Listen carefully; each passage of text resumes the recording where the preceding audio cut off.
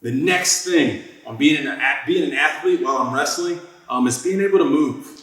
So you see a lot of athletes, right? They're really low in the stance, and that's going to be good depending on what your motives are in your wrestling type. But for us, if we're trying to score points and we're trying to score in bunches during a match, I want to be in a position where I can move my feet and move my hands without putting too much weight on my heels, okay? So you see this stance right here. If I'm wrestling this guy, it's going to be a good stance, especially if I'm in this phone booth. If I want to move this guy, right, that's really important.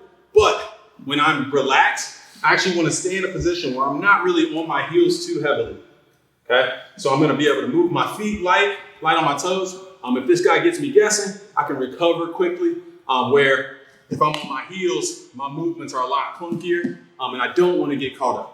So I'm just going to mirror that motion really quick. Real simple. I'm just light on my toes. This is something I can do by myself.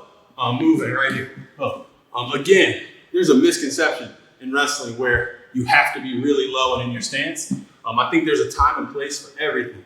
So at the end of the match, with 30 seconds left to go, you're up by a point.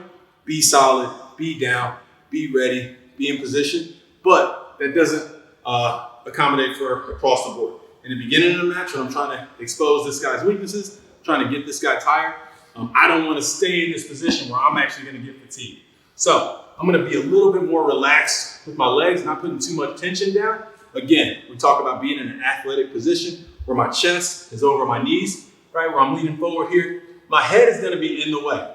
I use my head as a probe. Okay? If I can follow this guy's motions with my head, I can always recover.